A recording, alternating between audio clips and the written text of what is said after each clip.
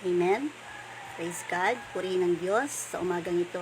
Tunay na napakadakila ng Diyos, isang biyaya at pagpapala na nagising tayong malakas. Amen. Purihin ng Diyos. Magandang umaga po sa ating lahat. Isang pinagpalang umaga po sa ating pong lahat, sa lahat ng mga kapatid. Amen. Purihin ng Diyos. Isang mapagpalang umaga po sa ating lahat. At muli po, nandito po tayo ngayon sa ating daily devotional, ating daily mana. At ngayon po ay nasa pang-5 na po tayong araw. Amen, ng pag-aaral ng salita ng Diyos. Sabi nga po, napakahalagang unahin natin ng Diyos sa ating pagising pa lamang. Amen. Kaya ay encourage ko po ang lahat na mag-join po tayong manood ng ating pong daily mana. Amen. Unahin natin pakainin yung ating espiritu.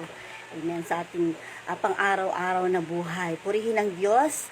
So, January 22 ang ating pong salita ng Diyos, ang ating daily mana na pagbubulay-bulayan sa umagang ito ay pinamagatan pong Redemption's Pain. Amen. At ito po ay makikita natin sa Romans 8.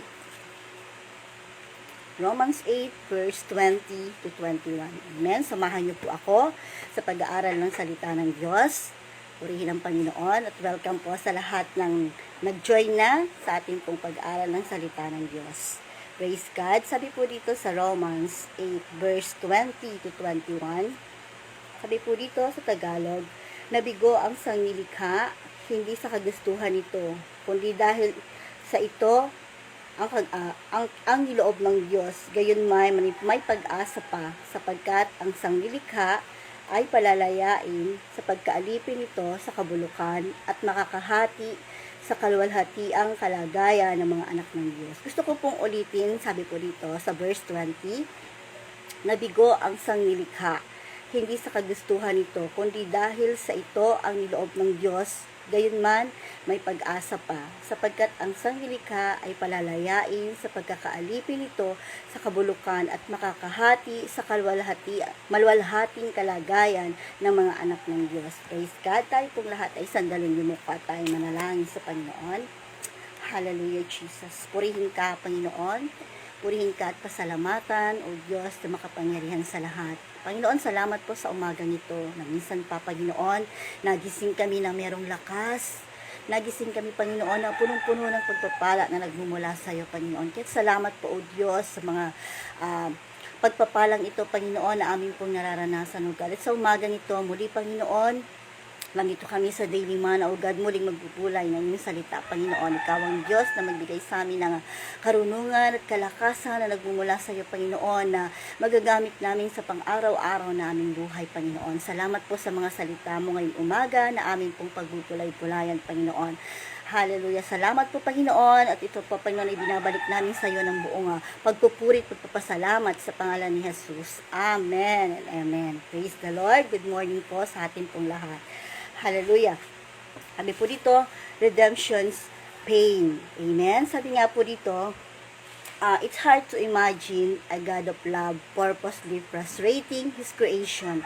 Amen. Sabi nga, mahirap isipin na ang Diyos na punong-puno ng pag-ibig ay sadyang, sabi nga, nabigo sa kanyang nilikha. Amen. Bakit po nasabi ng Lord? Sabi nga niya sa Genesis 6:6, sabi po doon, kaya't ikinalungkot niya ang paglalang sa tao. Amen. Kasi sabi nga po doon yung tao na kanyang nilikha, nakawangis niya, amen, sabi po doon, ay, sabi po doon, nagkasala, amen, kaya sabi nga po dito, nabigo ang sanglilikha, pero sabi nga po doon, hindi sa kagustuhan niya, sapagkat sabi nga nangyari yung mga bagay na yun, dahil merong isang, sabi nga doon, tutubos sa ating pong mga pagkakasala. Kaya sabi nga po doon, merong sakit, amen, na naranasan ng Diyos sa pagtubos sa atin. Kaya sabi po doon, mahirap isipin na isang Diyos na punong-puno ng pag-ibig ay nabigo sa kanyang paglikha. Kaya sabi nga po dito, upang yung naranasan ng Diyos na malungkot, sabi po doon, sabi po sa verse 6, kaya ikinalungkot niya ang paglalang sa tao. Amen. Kaya sabi po doon, sadyang ikinalungkot ng Diyos yung pagkakalikha. Amen. Kaya sabi nga po dito, yun ay nangyari upang mahayag, amen, ang kaluwalhatian ng Diyos. Kaya sabi po doon, merong isang may binigay ng Diyos yung kanyang bugtong na anak upang sabi nga po doon, maranasan natin yung katubusan. Amen? Kaya sabi po doon, yung bang binayaran ng Diyos ng buo, amen, yung ating pong mga kasalanan. Kaya sabi nga po dito, sin would have seemed to have paid off. Amen? Binayaran ng Diyos ng buo yung ating mga kasalanan. Bagamat nakaranas siya ng lungkot, naranasan niya yung sakit, amen, na yung kanyang nilikha, amen, ay nagkasala sa ating pong Panginoon. Amen? Kasi sabi nga po doon, so God subjected us to utility and frustration. Amen? Sabi po doon, yung pagiging walang kabuluhan natin, naging useless tayo sa paningin ng Panginoon. Kaya siya nalungkot, nalabigo ang Diyos sa kanyang pagkakalikha. Pero sabi nga po doon, nandun yung mercy ng Diyos. Amen? Nandun yung kahabagan ng Diyos na ibinigay niya yung kanyang bugtong na anak. Amen? Upang ikaw at ako ay matubos mula sa pagkakasala. Pero sabi nga po doon, yung naranasan ng Diyos na sakit, ay naranasan ng Diyos na hapdi, sabi nga, yung kanyang bugtong na anak, ibinigay niya. Amen? Diba?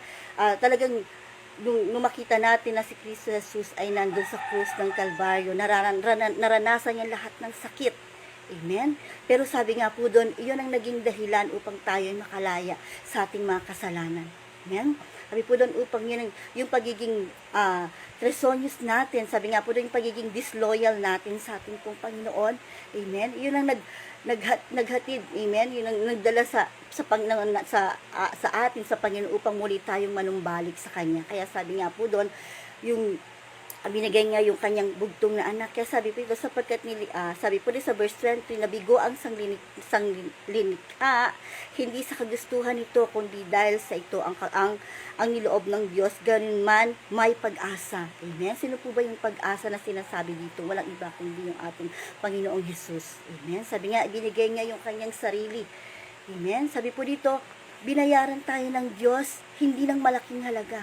Amen? Binayaran tayo ng Diyos, hindi ng ginto, sabi doon, binayaran tayo ng Diyos, hindi ng dugo ng tupa, kundi binayaran tayo ng Diyos sa pamagitan ng kanyang bugtong na anak. Amen? Na dumanas ng sakit, dumanas ng kirot, amen, upang ikaw at ako ay tubusin mula sa pagkakasala.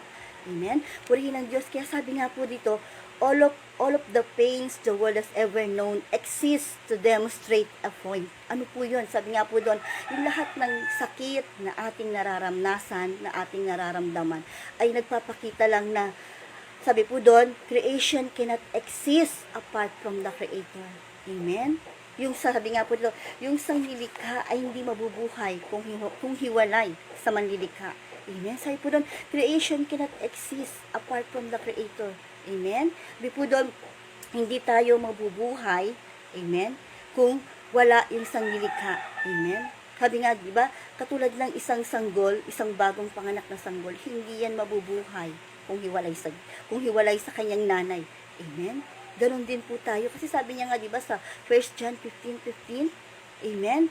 Apart from me, sabi po doon, you can do nothing. Kung wala ang Diyos, wala kang magagawa. Amen? Kung wala ang Diyos sa buhay po natin, wala po tayong magagawa. Kaya sabi nga po dito, inialay ng Diyos, sabi niya sa Hebrew 9:12, minsan lamang pumasok si Kristo sa dakong kabanal-banalan at iyon ay sapat na. Sabi doon, hindi dugo ng kambing at bisirong baka ang kanyang dalang handog. Amen? Sabi doon, sabi po dito, kundi ang sariling dugo sa ipagpapatawad ng mga kasalanan natin. Amen?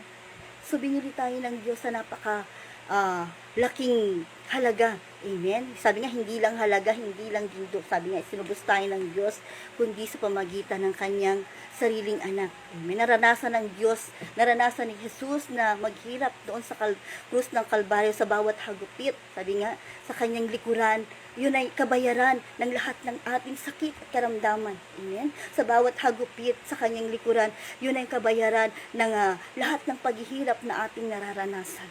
Amen? Kaya sabi nga po, sa ating pong mga buhay, amen? Sabi po doon, mayroon talagang kapighatian tayong mararanasan. Kasi sabi nga po, napagtagumpayan na yan ng ating Panginoong Yesus. Amen?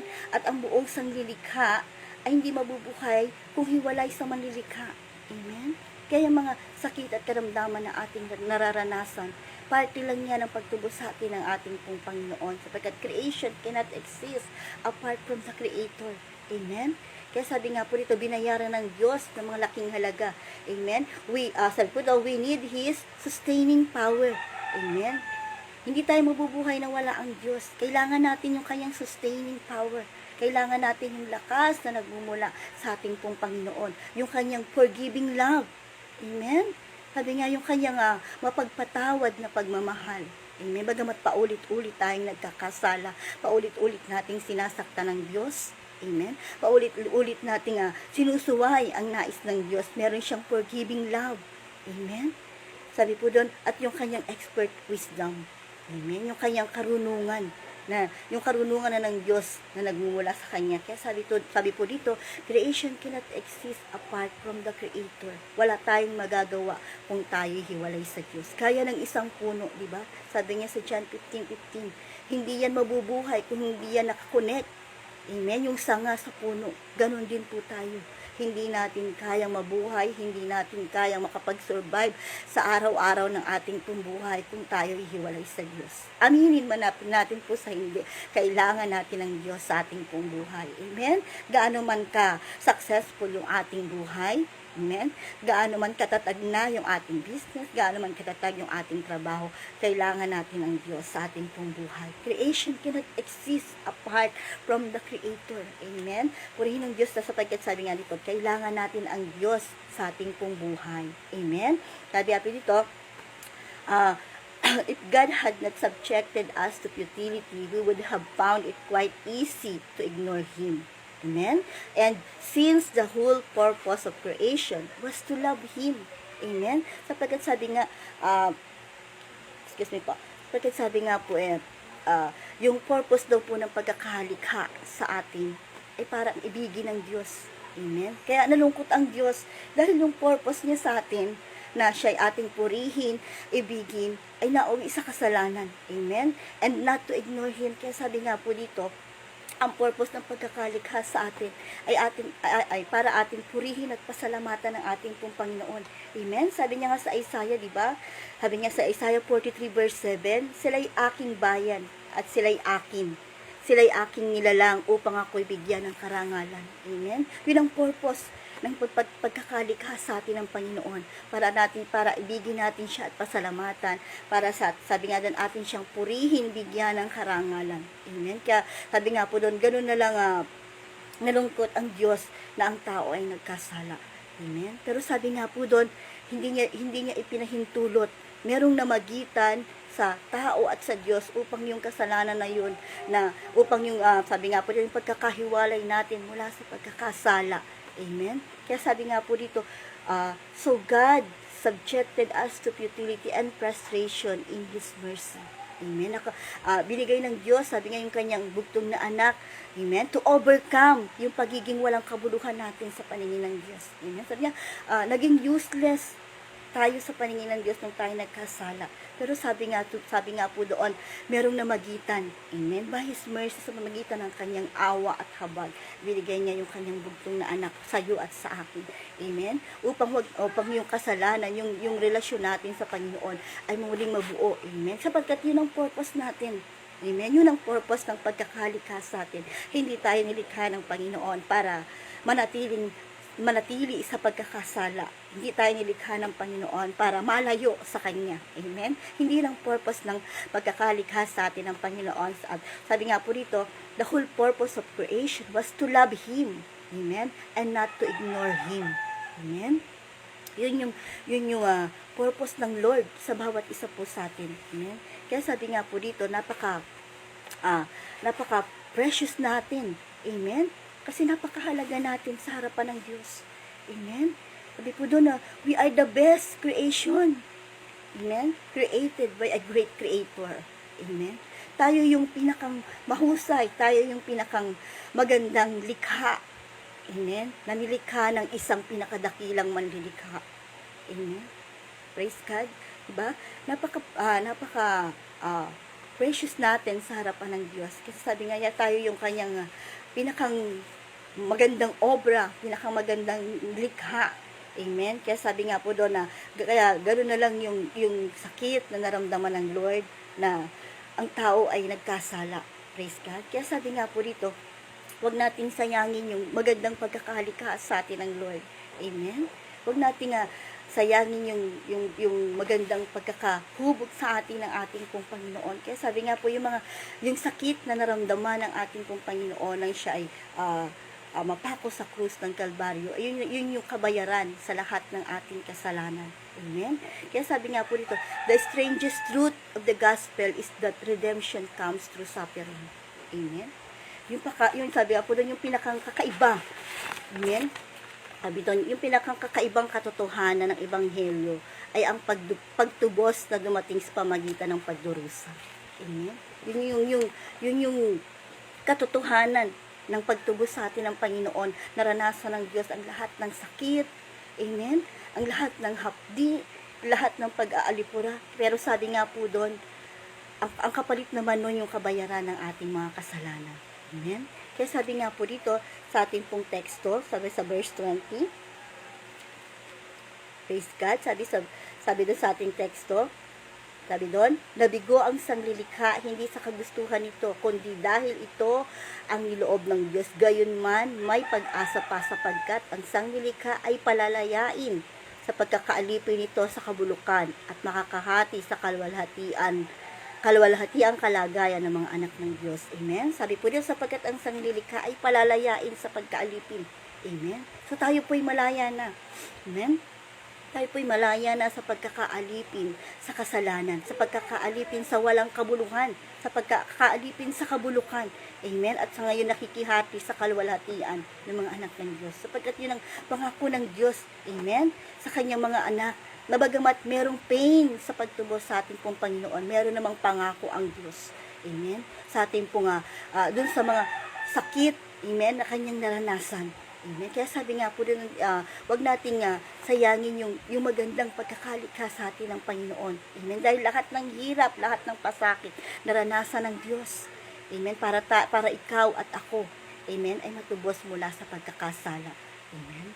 Kaya purihin ang Panginoon dahil napakabuti ng Diyos sa ating pong mga buhay. Amen? Kaya sabi po dito, meron po yung pong sabi nga yung pagtubos sa atin ng Panginoon sa ating pong mga kasalanan, nagkaroon tayo ng buhay. Amen? Sabi po doon, nagkaroon tayo ng, naranasan natin yung buhay, yung kapayapaan, at sabi po, yung prosperity. Amen? Mula yan sa pagtubos sa atin ng ating pong Panginoon. Kaya sabi nga po doon, laki, amen, napakahalaga natin sa ating pong Panginoon. Amen. Yung katubusan na yon, yung bawat sakit na naranasan ng Diyos, kapalit nun yung ating buhay. Amen.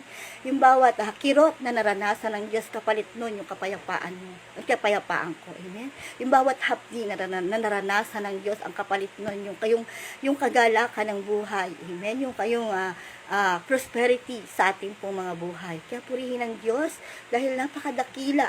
Amen. Ang pagkakatubos sa atin ng Panginoon. Amen. Amen. Praise God. Kaya sabi nga po dito, amen, nakaka-bless, amen, na mag-aral ng salita ng Diyos. Amen. Kaya sabi nga po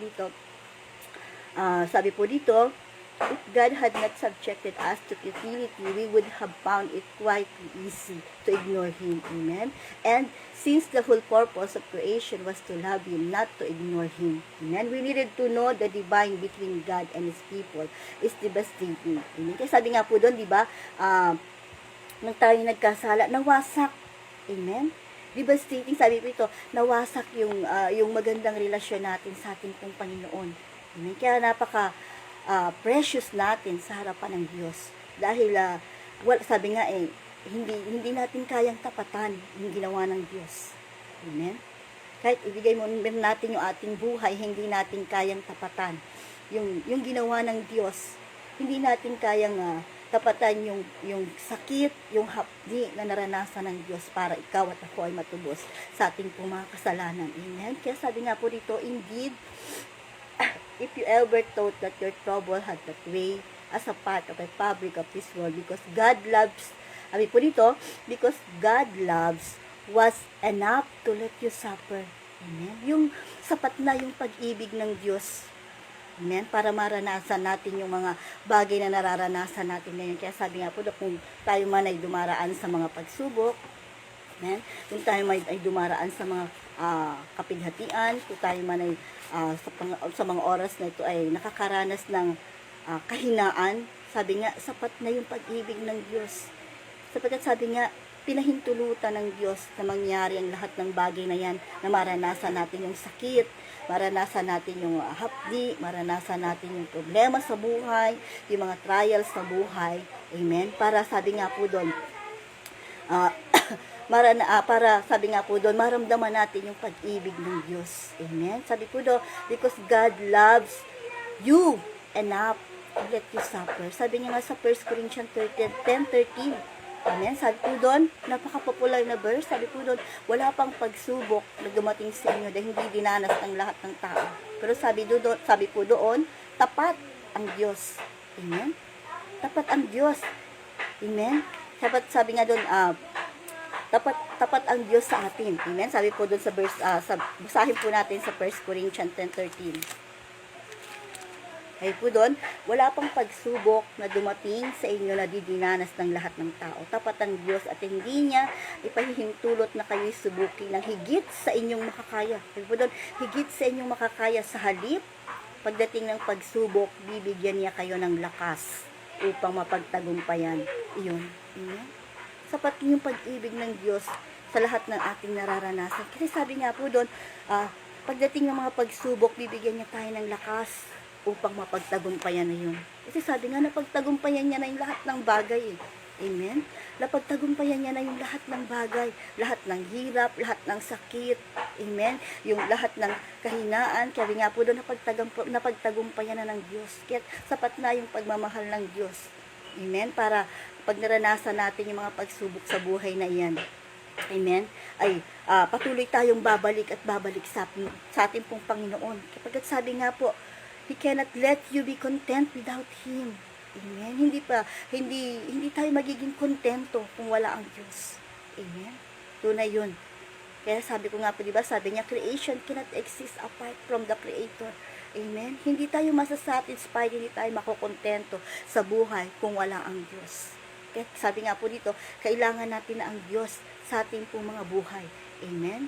Sabi nga, whether we like it or not, your pain exists to drive you to the healer, to the forgiver, to the redeemer. Amen? Sabi nga, yung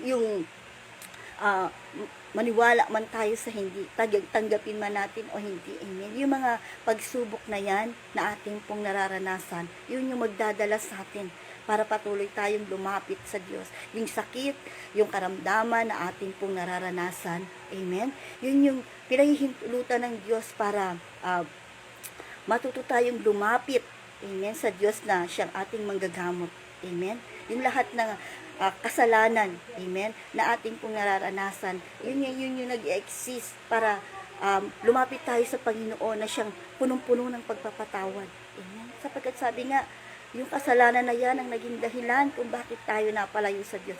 Yung kasalanan na yan ang naging dahilan kung bakit, sabi nga, naranasan ng Diyos ang lahat ng hirap. Amen. Kaya sabi nga po doon, whether we like it or not, your pain exists to drive you to the healer. Amen. To the forgiver, to the redeemer. Amen. Kaya sabi nga po doon, huwag tayong mahihiyang lumapit sa Diyos.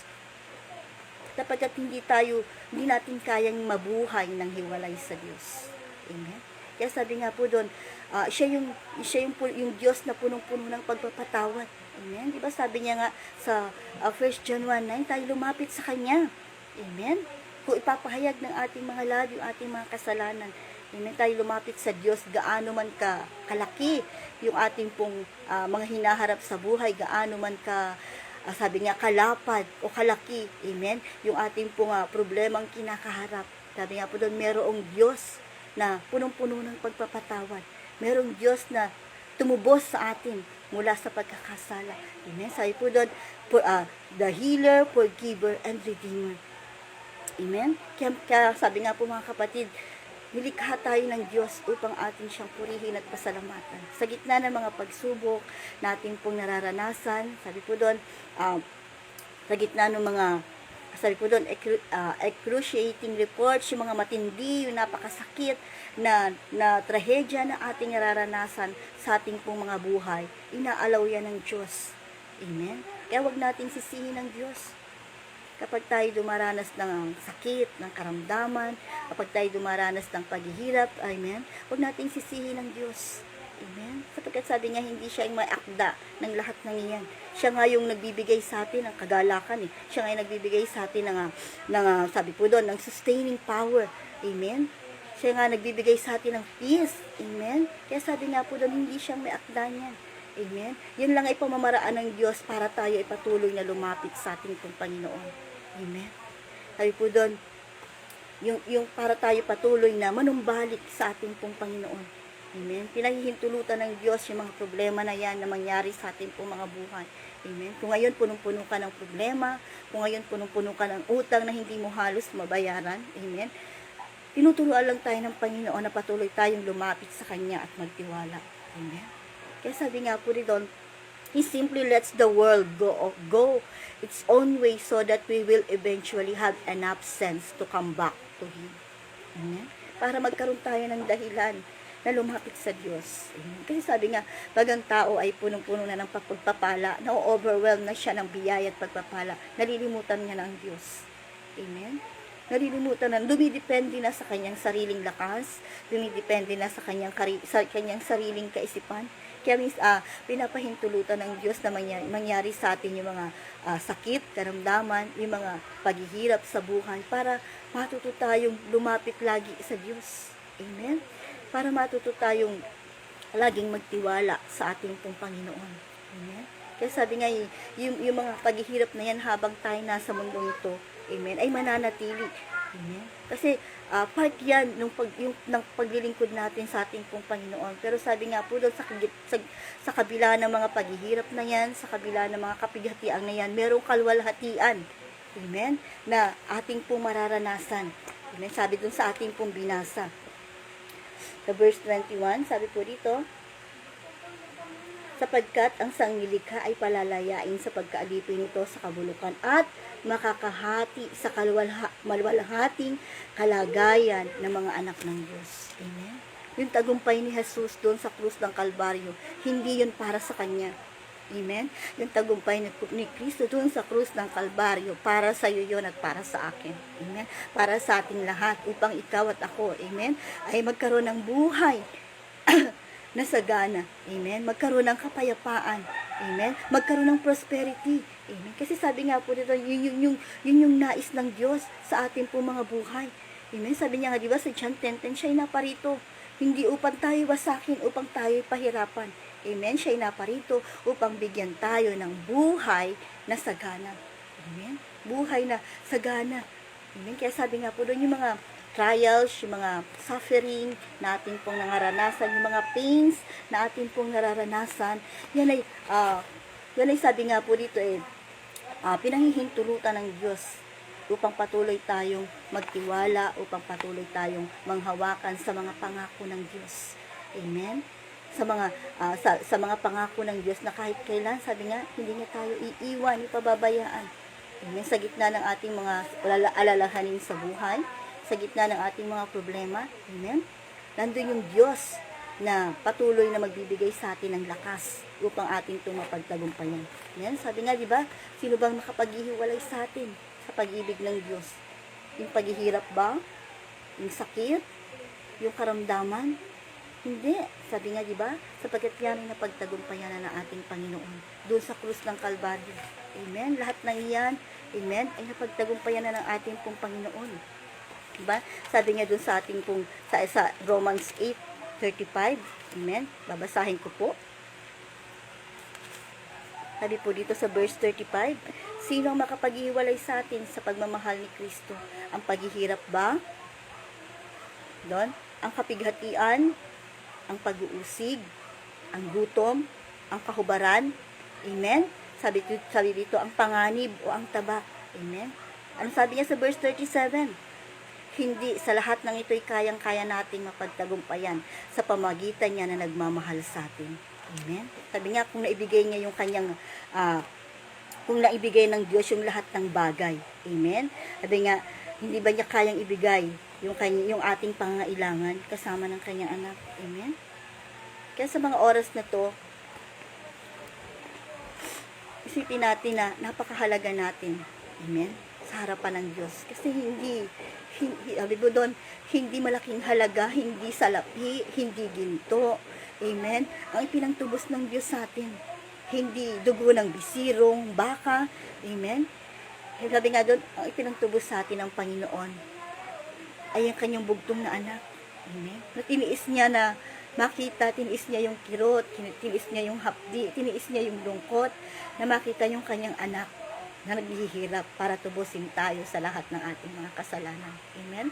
Kaya yung mga pagsubok na ating nararanasan, amen, hindi kayang ikumpara, amen, sa ibinigay ng Diyos, sa naranasan ng Diyos. Amen? Kaya sabi nga po, yung mga pagsubok na yun, huwag tayong bibitaw, amen, sa paglilingkod sa ating pong Panginoon. Kasi hindi naman yan yung makapaghihiwalay sa atin sa pag-ibig ng Diyos. Tapat ang Diyos na nangako sa atin. Amen?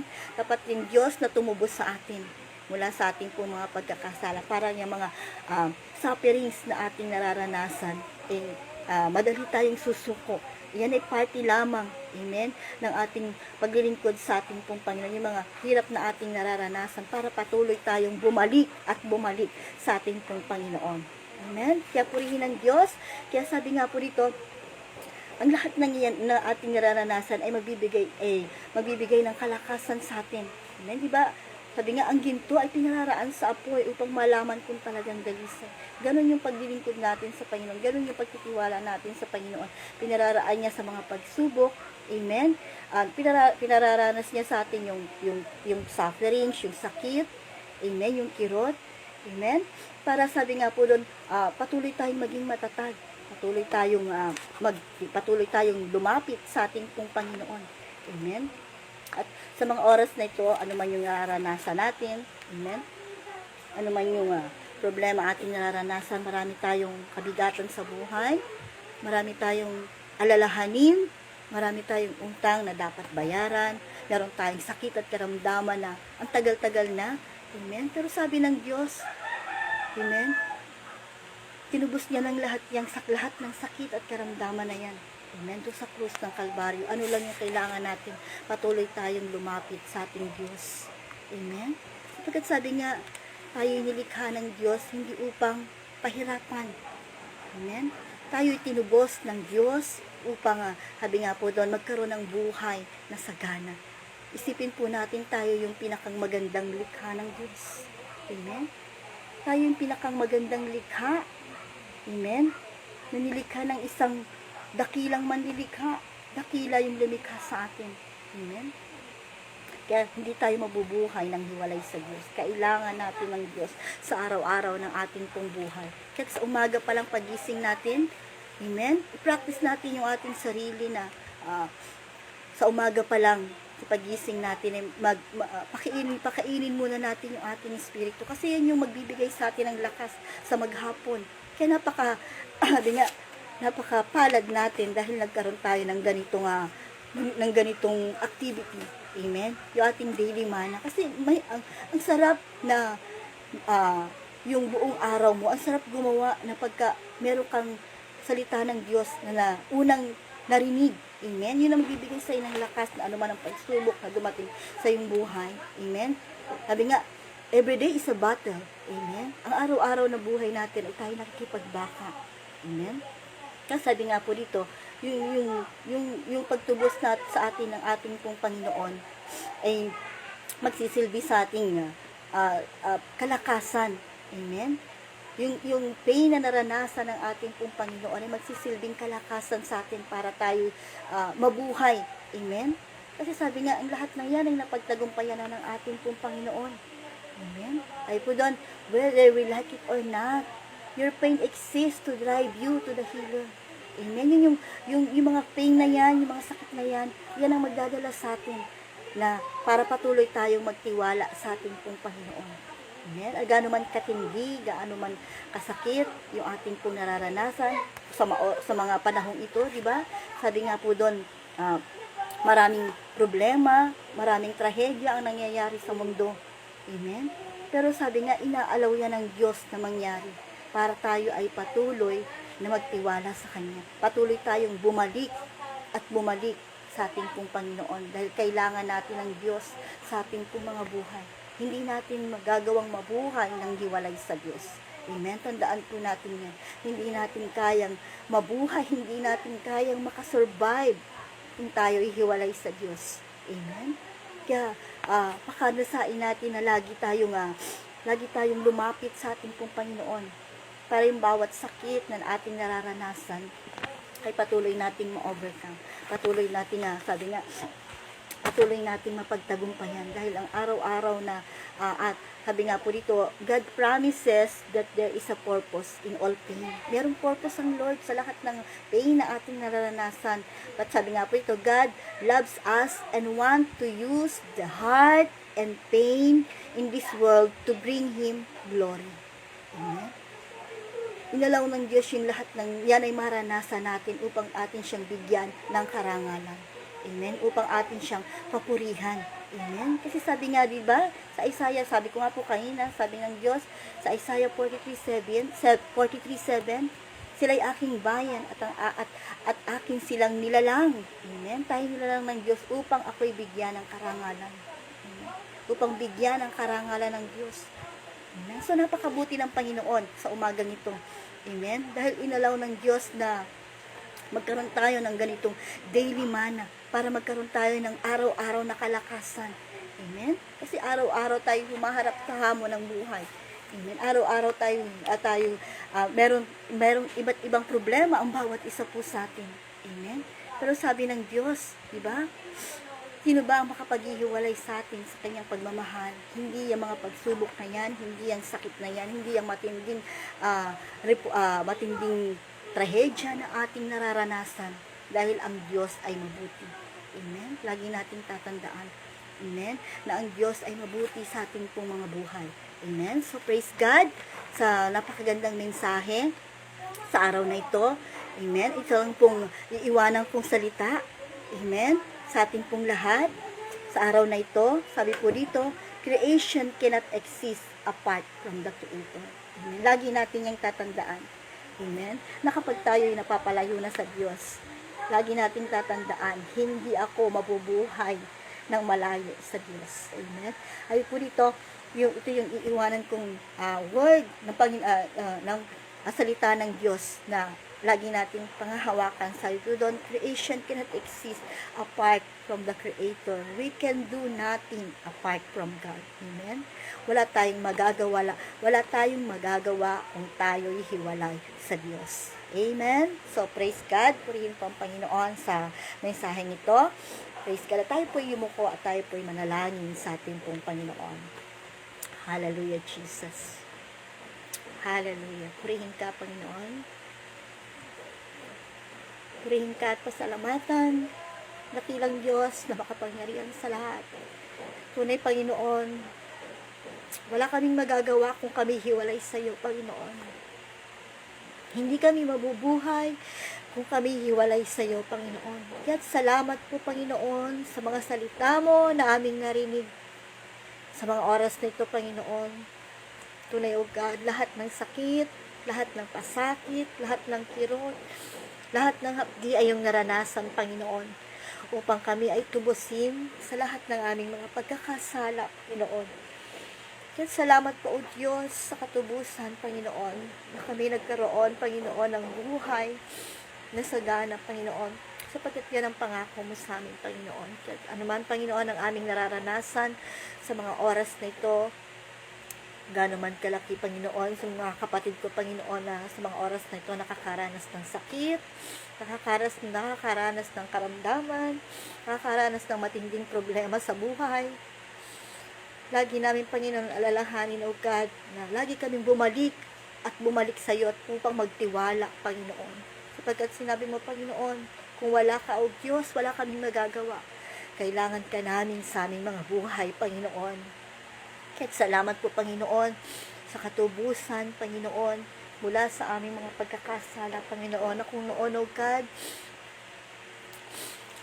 Nandun kami, Panginoon, sa panahon na wala kaming kabuluhan, wala kaming saysay. Useless kami, Panginoon.